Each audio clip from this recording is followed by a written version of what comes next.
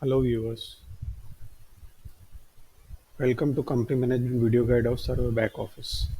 In this video guide, I will present you on how to create and manage companies. Prerequisite of this video guide is that you should know how to log in into the back office or the admin module and know its basic interface. If so, then let's start. Companies are basically your clients and vendors, and we need to have the company's data ready as this is a mandatory part of the portal because it's required in the project management section. To manage the companies from the main menu, click on the companies. Here you will be landed on the companies listing page whereby you will be able to see the list of companies. To create a new company, click on the plus icon saying add new company and you will be landed on the company creation page. From here, fill the input field details and click on save, and then after add a contact and you are done with company creation. Let me also demonstrate the input field details. Company name is the name of your company, means either the name of your client or your vendor.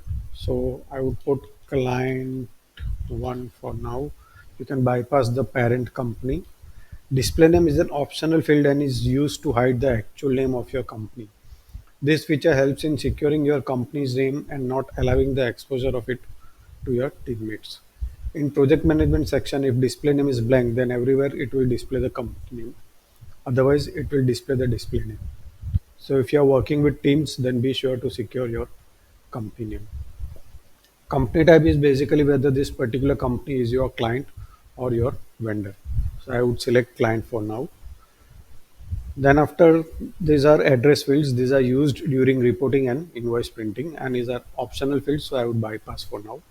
But this regional fields like country, zone, state, city are mandatory, so I would select that. You can see there is some limited data over here. So to add new countries, you can click on this link and you can add new countries. So I would select this India, then after zone, state and city. Zip code is optional, so I would leave it for now. Primary email address has two purpose. First, redirection data can be sent to this email with just a click. And secondary, it can be used as a username by your company to log in into your company's mini portal. So let's say info at client1.com.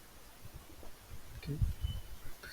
Secondary email address also has two purpose. First, redirection data can be sent to this email too, and secondary, it can be used as a password by your companies, allowing them to log in into the company's mini portal. If you do not want to allow your companies to log in into the company's mini portal, then leave this field blank. I press Alt Tab. So when you land on your landing page after putting your URL into this address bar, over here you can see there are three login options. So if you click on this company login, from here your companies, means your client and vendors, can log in into the portal and see their redirection data. This is then live data and they cannot edit or do anything to that particular data. Then after the phone number, so 982 and some dummy number, secondary phone number, and whether this particular company is active or not, and click on save. It says company added successfully. Okay. Further, there is one more step. You need to add a contact. The instructions are given over here. So to add a contact, click on edit, scroll down, click on add new contact. From here, fill in the data input fields. Mr. Amit D. Patel. The display name, the same logic which we had for the company's display name. Gender, date of birth, contact title for client. This particular contact is from the project side or from the sales side. So if it's from the project side, I would select project manager. Contact group, if this is a client, then survey INT. If it's a panel vendor, then panel provider. Okay. Optional address fields and the same regional fields, country, zone, state, city. I would select India, East, Gujarat, and Surat. Okay. Optional zip and fax and email address. So the redirection data is also emailed to this particular contact. Amit at client1.com.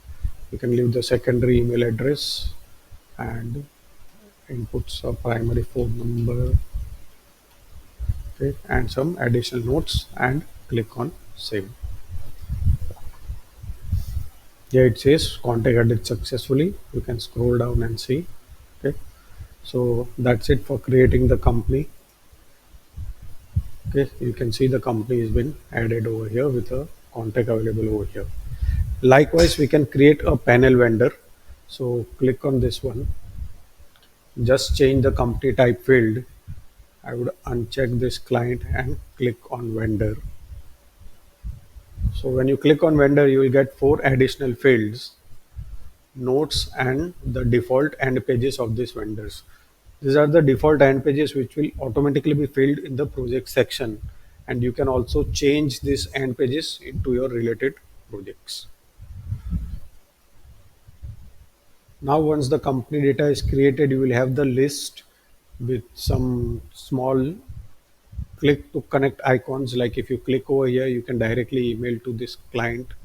Click over here, it will directly send you to the WhatsApp page, and click over here, and if there's a telephone link available into your OS, it will directly connect with your client on this particular phone number. So that's it for this video guide. Thank you.